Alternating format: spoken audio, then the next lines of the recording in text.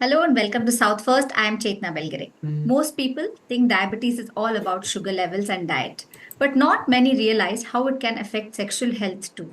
It's something people don't talk about enough, but diabetes can lead to issues like low libido, erectile dysfunction, and even problems with arousal and fertility. Today, to break down all of these things, we have with us Dr. Sunita Sayamagaru, who is very popular on X as well. She's a specialist in diabetes and sexual health to give us a connection and how to make us understand on how and why it is so important to address this issue. We have Dr. Sunita with us. Welcome, Dr. Sunita. Thank you. Thanks for the invitation to South First and also to you, Chetna. Thank you, And ma'am. very good afternoon to whoever is watching this. Yeah. More and more young adults are being diagnosed with diabetes nowadays, and there are several posts on X where you have actually spoken about how it's affecting their sexual health. Could you tell us some of the complaints that you hear from your clients often? Though you mentioned that it's only the young people who are being diagnosed, what I've seen is that across the board, right from a youngster in his teenage years to roughly to men and women in their 70s, if they're sexually active, diabetes can affect at any age. So I do keep getting patients quite young to the extreme elderly, and majorly patients do come in. If you're talking about males do come with erectile problems. That's erectile dysfunction, that's a commonest one, and ejaculatory problems. Okay. Females, they come with dryness during intercourse, infections, and both of them do come with lack of libido. So Okay. these are the general problems which I see, which Okay. I encounter across the board, across all Okay. ages, in both males and females. Okay. Ma'am, if we can just, in detail, slightly in detail, explain about, how does diabetes affect sexual health of females and males, like separate the two of them, and if you could talk about it. Whether it is a male or a female, how diabetes affects the sexual health is in an uncontrolled diabetic patient. So if they are controlled, if the diabetes is well under control, I don't see much of an issue. But I'm talking about the people with uncontrolled diabetes for a few months to a few years as well. And what it does is, the basic pathophysiology is that uncontrolled sugars cause a damage to the nerves and cause a damage to the blood vessels. And for a proper sexual functioning of the genital organs, the pelvis should have a well functioning nervous system. So the local nerves should be undamaged and they should be firing well. The pathway between the brain and the pelvic nerves, even that pathway should also be functioning well. So again, it's the nervous system. So it's the central nervous system and the peripheral nervous system as well. And the third thing is that there should be adequate blood flow to the genital organs. So if there is a damage in any of these three things, patients do face sexual problems. Okay. So this is common for both the males and the females. And when we speak about sexual problems, if you just try and try and give you a brief outline about what happens in a sexual cycle in both the males and the females, it's divided into four phases. The first phase is the desire phase, wherein both the male and the female, they get the desire, they have the desire to take it a bit more further. So once the desire kicks in, then comes the arousal phase. So in males, it's the erection of their penis. In females as well, they have a bit of an engorgement of the clitoris and that sort of stuff. The third phase is the phase where there is that point of no return, what we call, so the orgasmic phase. So here in males, the ejaculation happens here. The female, obviously, she attains her orgasm. And the fourth phase is the recovery phase, where the resolution phase, wherein everything comes down to baseline. And it's a kind of it's trying to recover back. So they can't have, especially males can't have another episode of sex until they've actually completely recovered to their baseline. So sexual problems can affect in any of these three phases, the first three phases. Okay. So if we speak about, like you asked me about the males, so the most common complaint males do come with is in the arousal phase. That's where they have problems with the erection. So the erectile dysfunction, where they either are not able to get an erection, or even if they get an erection, they're not able to sustain that erection until the end of the sexual cycle. So they cannot do penetrative intercourse because it becomes quite flaccid very soon. And of course, this causes plenty of distress to the male. And the next common problem is in the ejaculatory phase, wherein there are quite a few issues here. So a male may complain of premature ejaculation. So he's actually ejaculating sooner than he would want to. So the nerves are actually firing up quite rapidly. So he's not able to he is not able to attain his orgasm because he loses it quite fast, and at the same time he is not able to satisfy his partner because it's happened very fast. So the second type of ejaculatory problem are something what we call a retrograde ejaculation, wherein the semen, instead of coming out, it's actually going into the bladder. And again, this is because of the damage of the sphincters, which control the flow of the semen. So there is actually a backflow into the bladder, and this happens again because the diabetes has affected those sphincters. And here the urine, when they pass the urine, the semen is there in the urine. So the third one is delayed ejaculation. So it's almost opposite to the premature ejaculation. So the male is he's having he's unable to ejaculate, and that is causing him plenty of distress because he's going through the motions and nothing else is happening at all. And sometimes he's in pain as well, sometimes with all the movements. And of course his partner is also she's not too happy either with it. So these are the three common causes of three common issues which we see in ejaculatory disorders. When we come to the females, again, if you divide that according to the phases, if it's the arousal phase, so it's the same issue here, similar to the male. So in the male, there is erectile problem, so there's no erection. Similar in the case of the female as well. There is not much blood flow to the clitoris, so there's no engorgement. So a female can get the arousal only when the vulval area and the vaginal glands in the vaginal areas and the clitoris get adequate blood flow. When it is not there, so she hardly gets aroused. And when there is during the arousal phase in a female, normally the vagina secretes vaginal secretions, so it makes it easier for the man to penetrate, and there's no pain either. But due to the lack of the secretions, she's actually quite dry, and that doesn't give her any pleasure at all. And of course there would be pain when he penetrates her. So these are the arousal issues in the female. And orgasmic issues, again, due to the damage of the nerves near the vulva, near the clitoris, she actually doesn't feel anything. She may not be able to achieve an orgasm. Of course, in females, orgasmic disorders are multifactorial, and there's still lots of research going on into this aspect here, and not much has come out as well. Of course, diabetes can cause an orgasmic problem as well, but then we also have to look into other issues, according to the psychological status of the female, the intimacy between her and her partner. So these issues also play a big part in a female achieving the orgasm. Okay. So, yeah, but yes, definitely diabetes does have a part here. And in both of these, both the males and the females, they complain of lack of libido. Again, diabetes is one of the causative factors for lack of desire in both the males and the females. Like also, you said, I think, sorry. Yeah. Also, one has to remember that when I say diabetes, sometimes it's also the other comorbid conditions which go hand in hand with diabetes, which can cause any of these issues. Okay. So for example,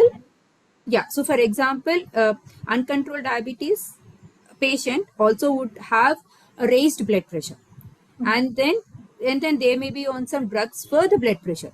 So the blood pressure lowering tablets, medicines, can cause erectile problems in a male. Okay. That is pretty common.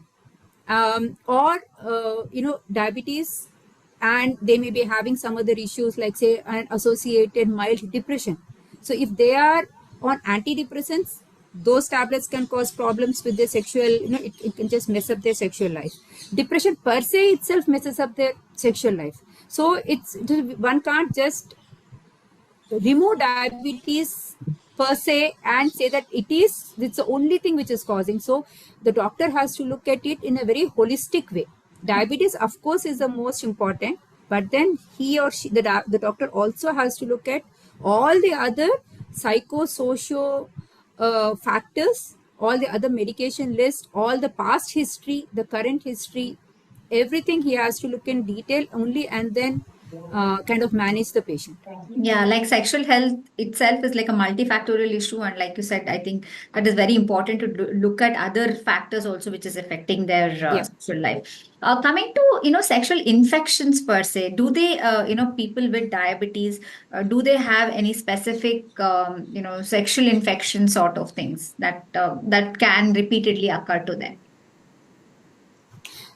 Yeah, I mean, when we talk about sexual infections, there is the sexually transmitted diseases like gonorrhea and syphilis and chlamydia. So these are the proper STDs, but I have not seen much of an increased incidence in diabetes patients, when compared to the regular population for the STDs, because STDs have got their own risk factors. So unsafe sex and multiple partners, these are the risk factors. Or if the partners are not treated, and sometimes STDs like chlamydia, they are pretty latent, so they don't come out as symptoms, but then so it's like a silent thing. So, and then if people have multiple partners, it just keeps on spreading. So we have to identify and treat both the male and the female, even though they're asymptomatic.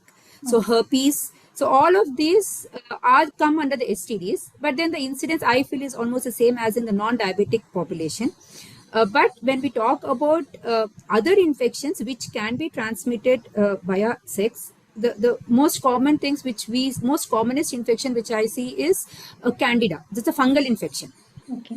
So chlamydia is different, candida is different. So now I'm talking about candida. So candida is a fungal infection, the usual what we call thrush, the layman term. So in females, it gives rise to vaginal discharge, copious amount of discharge, more like the very whitish curd kind of that sort of a discharge.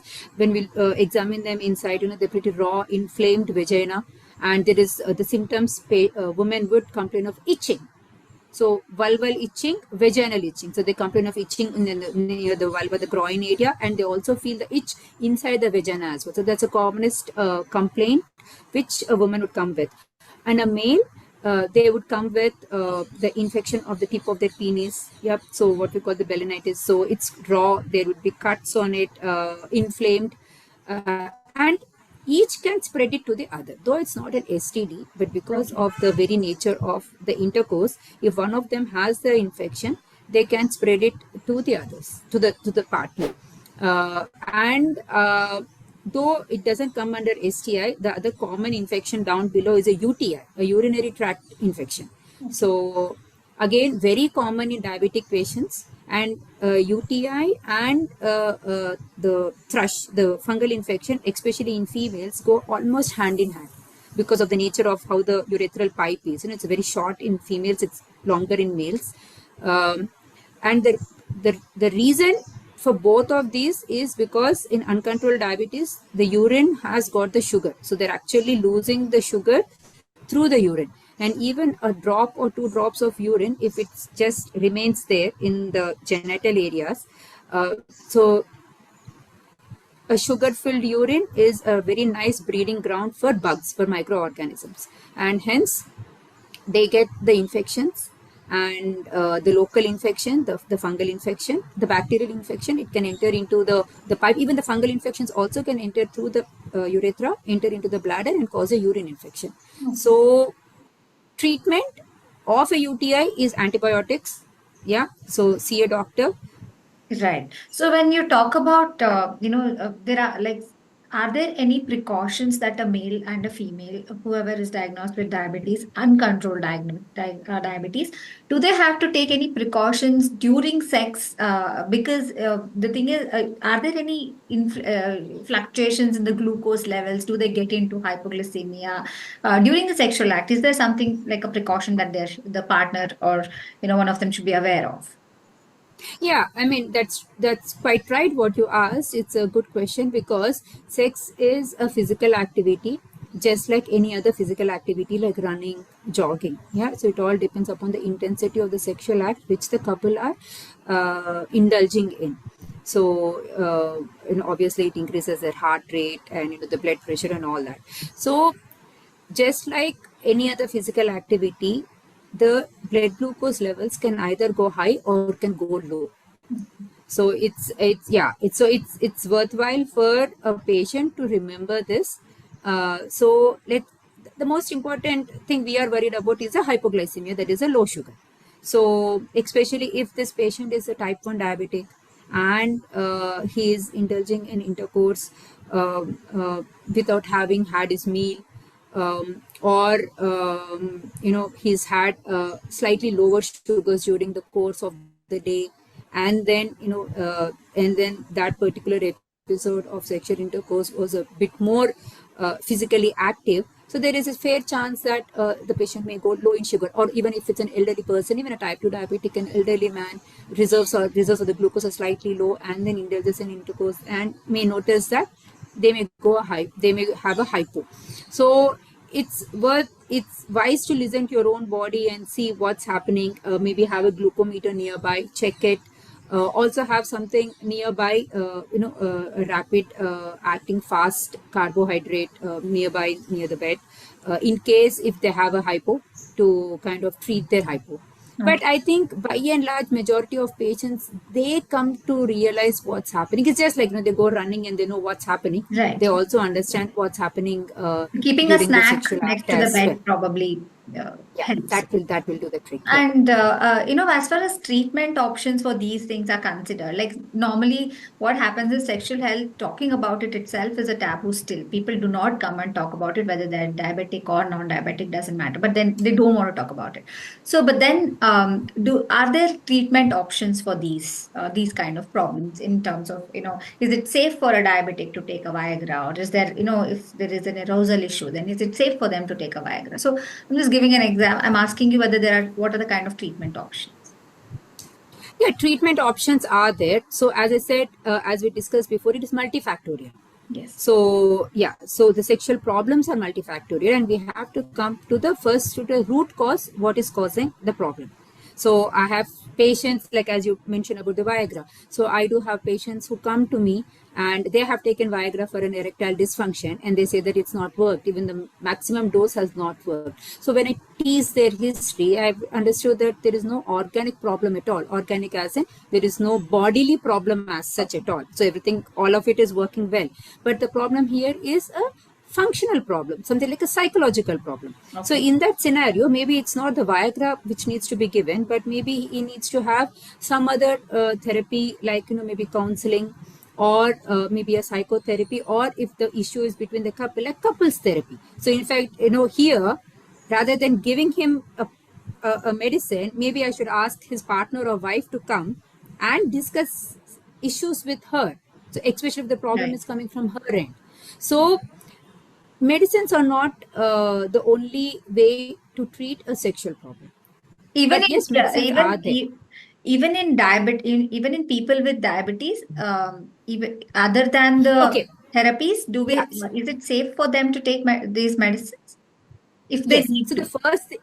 The first thing also I want to reiterate here is that if there is a person with diabetes and his diabetes is not under control, in my experience, I've noticed that even if I give him, say, something like a Viagra, it will not work.